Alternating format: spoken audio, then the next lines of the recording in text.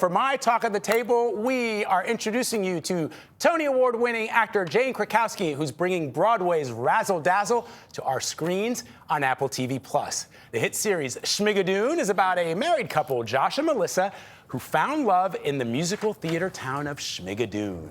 In the second season, Krakowski plays the high-flying Bobby Flanagan, whose talents, including splits, acrobatics, and roller skating, folks, while blindfolded, okay? This new season is set in Schmicago, the reimagined world of 60s and 70s musical. Josh, played by Keegan-Michael Key, finds himself framed for murder, and in this preview, he is visited by his new lawyer, Bobby Flanagan. Take a look at this. Bobby. Wowza, wowza, wow. Bobby Flanagan, attorney at law. Your mistress hired me. Tall, brunette, kind of complainy. That's my wife.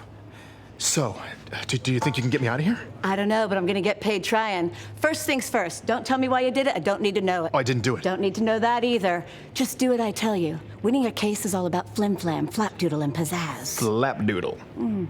The law is 10% precedent and 90% wow. Lucky for you, I'm very good at wow. She is very, very good at wow. And Jane Krakowski joins us now. Good morning. Good morning. I am so happy to be here. We're so glad to have you. We are so thrilled. You brought the razzle-dazzle today. Thank you. Thank you. Oh, man, we're so excited. Okay, first, let's talk Bobby Flanagan, who, I mean, she's the type of lawyer who has, and I'm quoting here, has her garter belt and stockings showing at all times. A little bit of inspiration from perhaps Billy Flynn?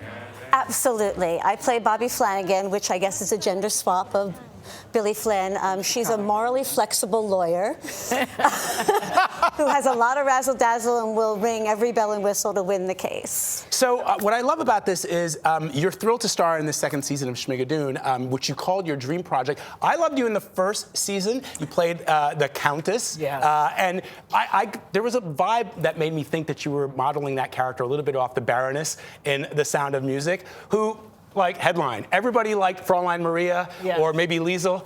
I was a Baroness guy. Oh, wow. I was a Baroness guy. And you gave me shades of the Baroness. Yes, I was absolutely, well, the Schmigadoon, the first season, was based in the golden age of musicals. It was called Schmigadoon, and we were celebrating gingham and corn pudding.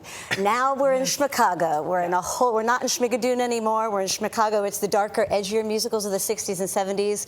And we've traded in the corn pudding for garter belts, murder, absinthe, You know all what the good stuff. You know what I love, Jane? I love the writing on this show. It's so clever. I just have 3 great Bobby lines. She says, "There's very little I can't do except bore or look bad in any kind of suit. Clothes are amazing." To a character who's getting very teary, she goes, "Are you getting emotional or contagious? I prefer the latter." And last, "I'm not the best at consolation. I was born by cold birthday check writers." I mean, the dialogue in this stuff is so good. You called this a dream project for you. How come? Well, it's a dream project because it combines my 2 favorite loves that I do in this business. My love of Broadway and musical theater, and then my love of television comedy, and it puts it all together. Our writer, Cinco Paul, is so clever and so smart. And I think if you know musical theater, you're going to understand how intricate and cleverly the show is written. And if you don't, you're just going to love it because it's an entertaining piece of show. The music is so great. Amazing. Yeah, if you love musicals, this is for you. And then at one point you do the splits. There's a thing, bells and whistles. There's a very fast rat-a-tat-tat. Can you do that or no? If you can, it's no problem. The dialogue it's a really complicated vocal piece that has been inserted into my big number, which is from the musical company. We all sort of have amalgams of different musicals and characterizations in our part. I think it's Thank you to the judge and all the members of the jury. I will try to make this brief because I know you're in a hurry. So my client, the defendant, Dr. Joshua D. Skinner, he was merely at the club to take his darling wife to dinner. He stumbled on the body of Miss Elsie, the decedent, and it goes on and on. I know. That's amazing. I know. And then it ends in the splits, and you do the splits. When you have to learn something that's that complicated and fast, I think it never leaves you, because I didn't practice that before we came out. I realized I'd practiced it so much before we filmed it that it's still in there. It's That's still amazing. in there. Bravo. So from things you had to practice, things you had to learn, there are trapeze stunts stunts in this show, and you went to trapeze school after requesting even more trapeze stunts be written into the script. So what was that experience like? Well, my number is called Bells and Whistles, so I literally had to exhaust my special skills list on my resume. I had to bring in any skill that I could do into the number. It was written in that she enters on a trapeze, and I was like, well, could I try a few more tricks? Just because that stuff's fun for me. I love it.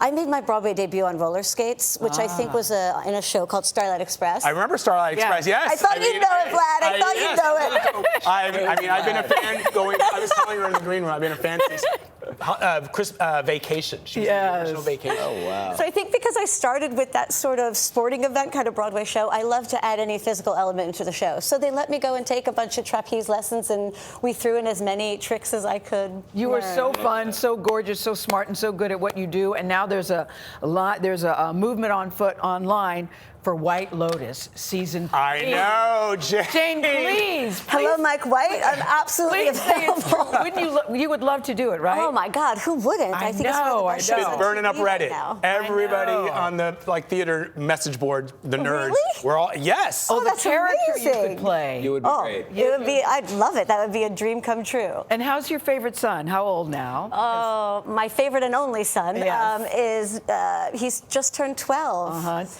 We had his birthday this past weekend. Oh, congratulations. Yeah, Does took he a whole bunch of understand kids what ice you skating do? and. Does he understand? I remember when he was a little boy. Does he understand what you do?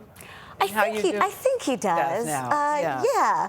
You know, when he first watched the number and he saw that section that we just talked about, that fast talking pattern, he goes, "My favorite part was when you rapped like Eminem." I was like, okay, it's Sondheim, but all right. Okay, I'll take it. Sondheim was Eminem before Eminem, so everybody knows that.